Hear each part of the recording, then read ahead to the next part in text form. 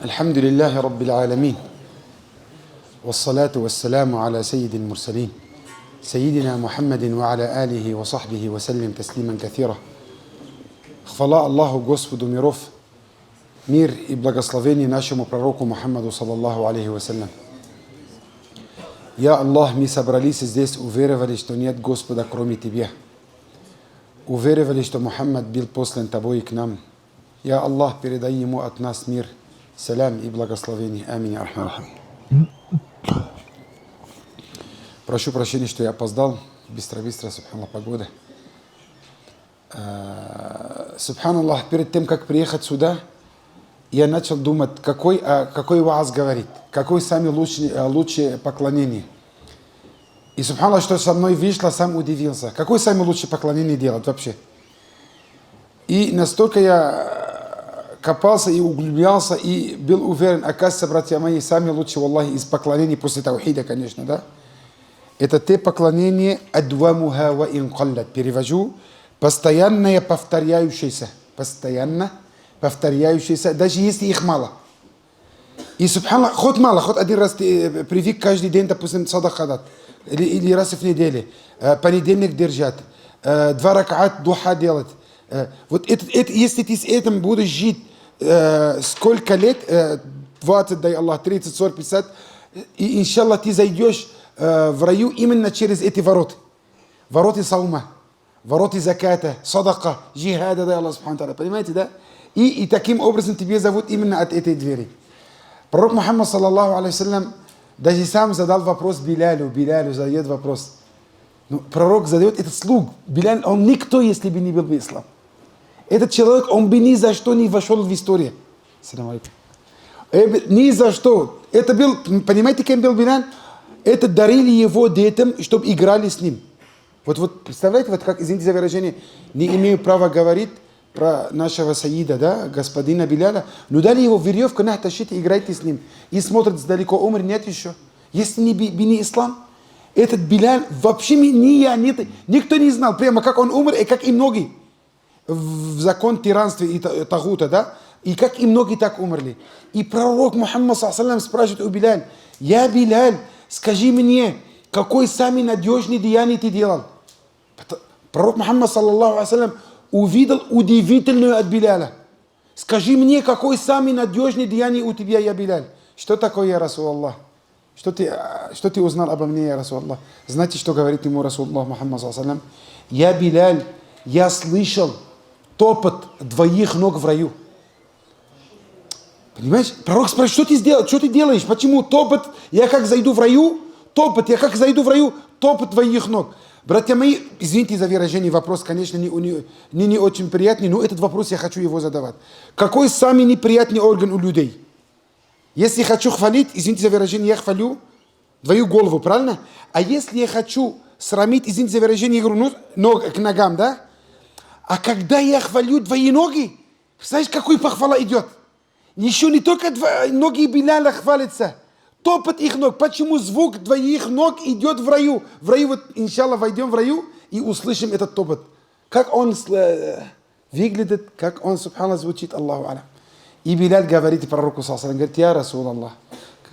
Каждый раз я делал тахарат, каждый раз. Не один раз. Поняли, да? Сейчас мы хотим говорить о постоянной, повторяющейся поклонении. Каждый раз я делал тахарат, я читал намаз, сколько Аллах мне назначил, предписал Аллах субхану тааля. Я читал намаз каждый раз, после каждого тахарата. Даже, между прочим, я видел одного шейха из моих, субханаллах, после каждого тахарата делать 2 раката. И он их называет рукатай ал-вуду, 2 раката после вудуа. Идет за Билялем, братья мои. Братья мои, пророк Мухаммад саллаллаху алейхи вассалям, говорит, сейчас войдет к вам однажды, вот так сидит Мухаммад саллаллаху алейхи со сподвижниками, и говорит, сейчас зайдет к вам человек из мин ахлюль джанна, из людей рая. Сейчас зайдет к вам человека из людей рая, из обитателей рая. И, субханаллах, все сидят, все думают, почему не я? Любой думает, почему не я? И, субханаллах, заходит сподвижник, даже, между прочим, мы не знаем его имя. До сих пор имя его не написано. и зайдет простой мусульманин, я вам скажу, как выглядит. Из его... Салам алейкум, хаджи. Из его бороды тахарат, видимо, свежий тахарат у него, капает его обувь под мышкой, вот так, заходит и в конце сидит. Субханаллах, уходит на второй день. Пророк Мухаммад ﷺ говорит, сейчас зайдет к вам человек из обитателей рая. Все говорят, почему не я? Любой, валлахи, даже я, не ты, брат. Почему не я? И субханаллах, тот же зайдет, простой. Из его бороды капает вода. Его в подмышке сидит в конце. Он сам не, между прочим, сам не слышал о себе этот, что он из обитателей рая. Опять Мухаммад ﷺ предупреждает. Сейчас увидите, зайдет к вам человек из обитателей рая. 3 дня подряд. Тоже так же, так этот сподвижник таким образом заходит к пророку, саллаллаху алейхи вассалям. Потом Абдуллах ибн Умар говорит, что он опережал нас в раю? Почему о нем 3 раза объявляет пророк Мухаммад саллаллаху? Любой из нас заревновал бы, но этот, между прочим, я бы не назвал заревновать, извините моему русскому языку, я бы сказал, как лучше сказать? Белая зависть. Белая зависть. По-арабски, кстати, есть такое слово, Айратовый. Белая зависть называется по-арабски не хасад, а губта. Я имею право, если вижу брата, маша Аллах, день и ночь Коран читает, да, расходует, я имею право, и, к сожалению, все равно русский язык, он беднее, чем арабский. На русском будет завидовал. Но если перевожу на арабском, завидовать будет хасад. Это не хасад. Губта, я бы хотел быть как он. Она должна? Да? Понятно, да? И этот губта, да? И этот, субханаллах, Абдуллах ибн Умар говорит, я не мог терпеть. Я пошел к нему домой и говорил, слышь, у меня между мной и моим отцом проблема. И у меня нигде ночевать. Можно я у тебя буду ночевать? Он почему это делал? Но хотел посмотреть, почему он опережал нас в раю. Ну почему, субханаллах? И говорит, субханаллах, первую ночь я с ним ночевал, он, как и все, даже меньше, тахаджуд делает. Днем он ураза держит? Нет. Ураза не держит.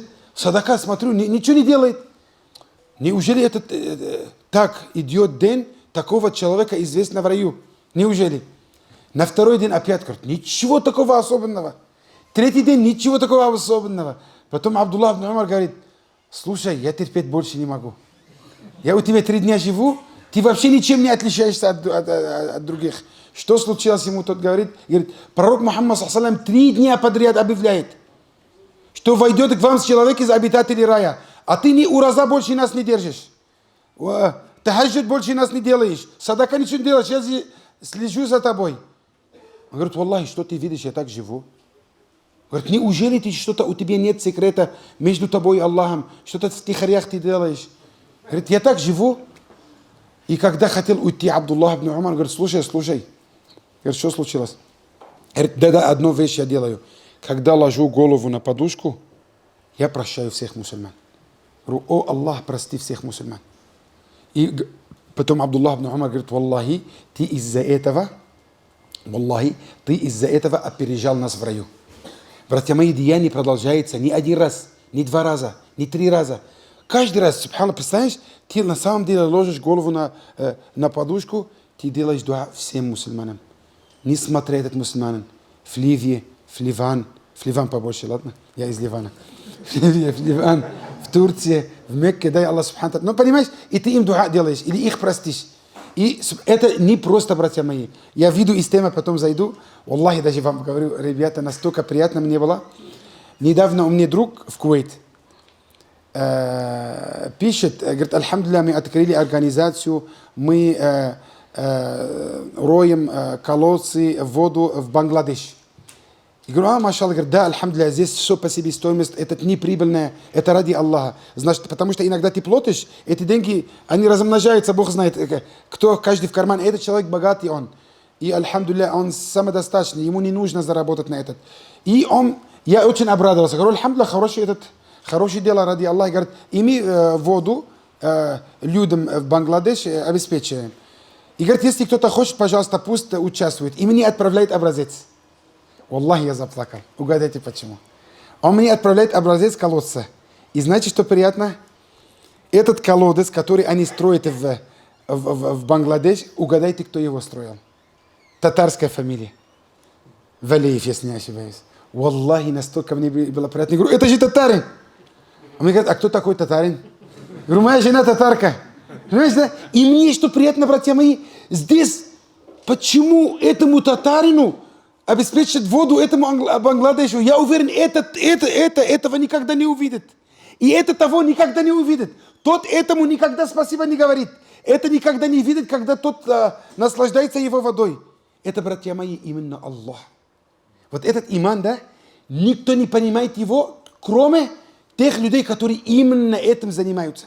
Понимаете?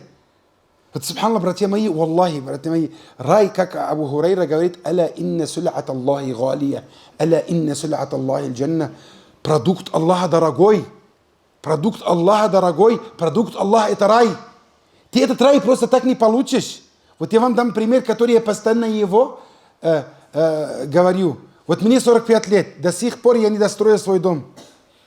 Я себе говорю, Мухаммад, или свою нафс, говорю, о нафси, ты хочешь войти в раю? Рай, реки, жены тебя ждут, реки из вина, реки из молока, фрукты, которые... Ты хочешь это из-за маленьких деяний? Понимаешь? А дом, если я смотрю, как этот дом строил, сколько я ночей просто на койку ночевал, на автовокзалах, мне надо заработать, строить, понимаешь, да? И до сих пор я не достроил его. Если я бы так старался в сторону рая, Аллаху алам, я бы намного был бы ближе к Аллаху. А к сторону рая всего лишь 5 раз намаз в день и все. А деяния должны продолжаться. Это получается сами любимые деяния у Аллаха субхану тааля. Рассказывают история, некоторые говорят, что это имам Ахмад ибн Хамбаль, некоторые говорят, это Ибрахим ибн Адхам. Но Аллаху алям, более достоверно, это Ахмад ибн Хамбаль. Однажды Ахмад ибн Хамбаль зашел в мечеть зимой. И было очень холодно. И я думал, в мечети будет ему более тепло. И когда зашел в мечеть, после ясту намаз пришел охранник мечети и сказал ему, халиф или амир тогда, халиф, амир я не помню, но халиф запретил, чтобы люди просто так ночевали в мечети. Китманнан, короче. Тут говорит, мне никуда, холодно. Говорит, нет, я тебе скажу. Ахмад Мухаммад сопротивлялся. Мы все знаем, Ахмад Мухаммад был очень упрямый. Дай Аллах нам такое упрямство. 20 лет сопротивлялся, били его 20 лет, он не согласился с одной философской мнением. Это другой. Иншаллах, как-нибудь расскажем. Да? А Ахмад Мухаммад выгоняет его из мечети. Говорит, мне никуда, дом Аллаха. Потом взяли его насильно так и выбросили из мечети, короче. И, субханаллах, оказался на улице. Холодно на улице. И прошел один пекарь мимо него. Когда этот пекарь прошел, увидел имама Ахмад ибн Хамбаля, говорит, субханаллах, мне тебе жалко. Я хлеб пеку ночью и с утра продаю. Давай хотя бы около печки у меня садись. И с утра вот хотя бы под солнце остаешься. И тебе все равно около моей печки лучше оставаться, чем на улице. Ахмад Мухаммад говорит, да, с удовольствием. И пошел Ахмад Мухаммад к этому пекарю. Смотрите, как пекарь работает. Дай Аллах, что... Среди нас есть пекари? Дай Аллах, чтобы мы поняли, как этот пекарь работает. Пекарь делает тест, да, бисмилля. Собирает тесто, выходит у него тесто, машаллах, крутит ее, субханаллах, Аллаху акбар, понимаешь? И всю ночь так, бисмилля, субханаллах, машаллах, Аллаху акбар, хлеб получил. И всю ночь так. И имам Ахмад смотрит на него. Имам Ахмад говорит, ты всегда так работаешь? Всю ночь, субханаллах, машаллах, бисмилля, Аллаху акбар. Тот пекарь говорит ему, да. Говорит, но не может быть, что ты всегда так. Говорит, да, я 30 лет так работаю. 30 лет, всю ночь тасбих делает. Но говорит, не может быть, что у тебя просто такое отношение с Аллахом субхану тааля. У тебя как состоит дела с Аллахом субхану тааля. Он сказал ему, знаешь, очень хорошо. Я что бы не просил у Аллаха, Аллах мне дает. Аллах все дает мне. Единственное, я постоянно прошу у Аллаха субхану тааля, чтобы я видел имама Ахмад ибн Хамбаля. Постоянно я прошу у Аллаха, чтобы я видел имама Ахмада ибн Хамбаля. Говорит, субханаллах, Аллах не дает мне его видеть. Я не могу ехать к нему в его город. И знаете, что сказал имам Ахмад? Говорит, имама Ахмада на носу тащили к тебе, на носу вот так. Не просто принесли на носу, выгнали из мечети ради тебя. Братья мои, эти постоянные деяния, они сами любимые у Аллаха субхану тааля. И наоборот, очень страшно. Смотрите, иногда что мы делаем в Рамадане? Что мы делаем? Это очень страшно, братья мои. Мы в Рамадане первый день, я вижу, некоторые 3, 4, 5, 7 джузов читают. Потом бросают Корана. или берет все свое имущество, отдает ради Аллаха и остается он бедный и сам попрощается после этого, да? Или считает намаз одну ночь только считает до утра, и, допустим, считал он 30, допустим, ракатов до утра. Но лучше бы ему не так делать. Лучше разделил бы этот Коран на весь Рамадан. Юзу. Лучше бы он эти 30 ракатов разделил на 2 недели по 2 раката. Но они постоянные у него. Постоянные у него.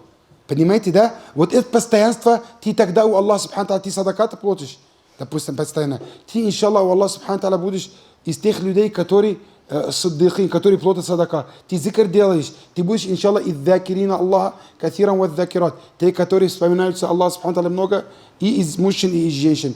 Ты тахаджуд делаешь, точно так же Аллах Субхану Тааля тебе принимает. Ты истихфар во время сухура делаешь. Между прочим, самые лучшие поклонения во время сухура, кто скажет? Самые лучшие поклонения во время сухура, равилави, маша Аллах. Во время сухура истихфар делать, астагфируллах.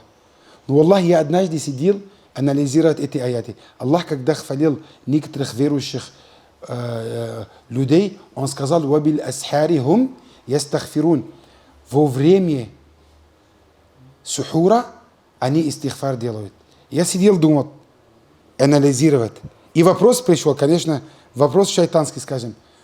Представляешь, человек встает из нот, и самый приятный сон, между прочим, это во время сухура. Знаете об этом? Психологи доказали, самый приятный сон это до того, как солнце поднимается за 2-3 часа. Это как раз время сухура. А ты бросаешь самый приятный сон, на колени сидишь перед Аллахом в темноте, говоришь: астагфируллах, астагфируллах, астагфируллах. О Аллах, прости меня. Я Аллах, прости меня. Я Аллах, прости меня. Понимаешь? Субханаллах, даже иногда спрашиваешь, после намаза, я же намаз читал, ты когда просишь у друга прощения? Ну, когда ты его, допустим, задел, обманул, обидел, правильно? После этого ты прощения спрашиваешь.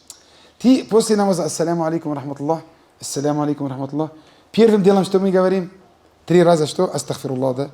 Вот этот шайтанский вопрос. Что я наделал, что я просил прощения?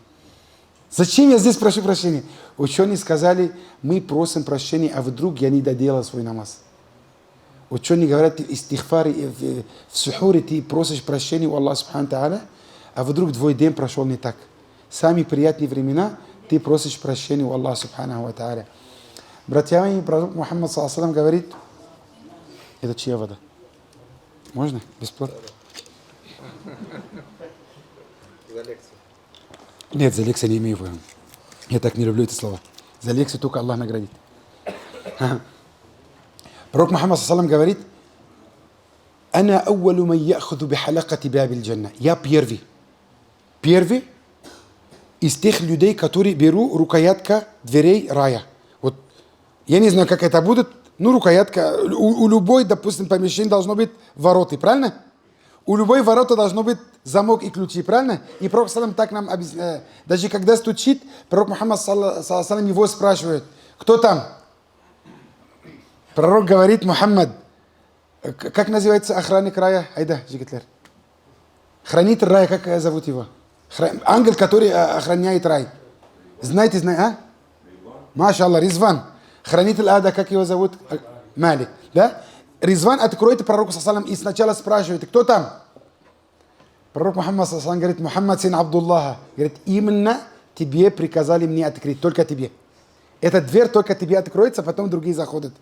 Потом говорит: я хочу заходить в рай, и одна женщина захочет зайти передо мной. Толкуется со мной, захочет заходить.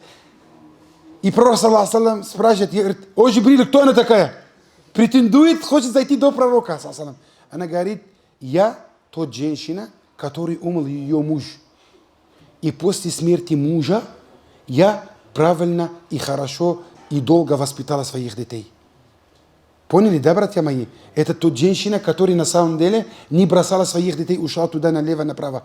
Это, братья мои, тоже деяние, что показывает нам, что это деяние не один день. Ты рай не зарабатываешь одним кулаком или одной нажатой. Да, считал 2 ракат, всю ночь ты думаешь, войдешь в рай. Нет. У нее умер муж, и долго это деяние делала, воспитала. И как умрет, даже эта женщина, говорит, чуть ли не претендует. войти в раю до пророка Мухаммада, саллаллаху алейхи. Понимаете, братья мои, да? Что такое уже продолжающееся. Пророк Мухаммад саллаллаху говорит, я забил, субханаллах, как этого сподвижника, когда ехал, хотел смотреть в телефоне. Но не важно, потом, если вам нужно, важно, я отправлю имя этого сподвижника. Пророк Мухаммад саллаллаху спросил даже у этого сподвижника, говорит, я вошел в раю и услышал твой Коран. Ты читаешь Коран, и твой Коран в раю звучит, в раю. Его Коран. Аиша говорит, я Расулаллах, он очень покорен к своей маме. У него есть мать. Про его Коран никто не знает, что он ночью читает Коран. Смотри. Про его Коран, он смотри, как стал известен его Коран. После того, как Мухаммад саллаллаху услышал его голос в раю, что он Коран читает.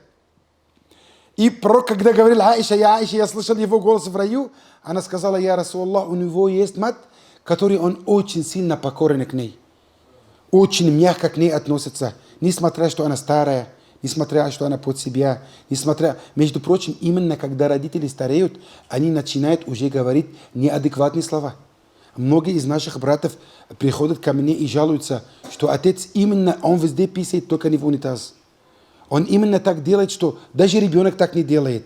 Он никогда не отблагодарит. Вот, понимаешь, братья мои, даже мы будем такими.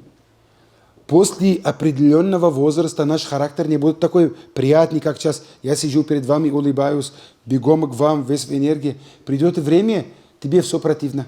Представляешь, твой сын в это время будет относиться к тебе так страшно. У нас характер испортится в старости. Даже пророк Мухаммад саллам постоянно у него дуа такой был. Аллахумма инни а'удhu бика мин ан урадда иля арзалил умр. О Аллах, я прибегаю к тебе, чтобы я не возвращался к самому страшному возрасту. Вот это страшный возраст. Представляешь, ты лежишь, между прочим, у многих людей я слушал постоянно этот дуа. О Аллах, делай так, чтобы никто не обслуживал меня перед смертью. Чтобы я умер здоровым. Это очень страшно, Аллах, я вам говорю как врач. Очень неприятно любому достойному мужчине, чтобы кто-то мыл его закрытые органы. Понимаете, да? Или он хочет писать, извините за выражение, 2-3 часа ждет, чтобы кто-то дал ему писсуар. Это очень тяжело. Даже хоть это твой сын, ну только твой сын это заслужил это делать. Это большой, братья мои, награда для нас, если ты это делаешь. Клянусь Аллахом, твой уровень к Аллаху намного выше становится. Намного.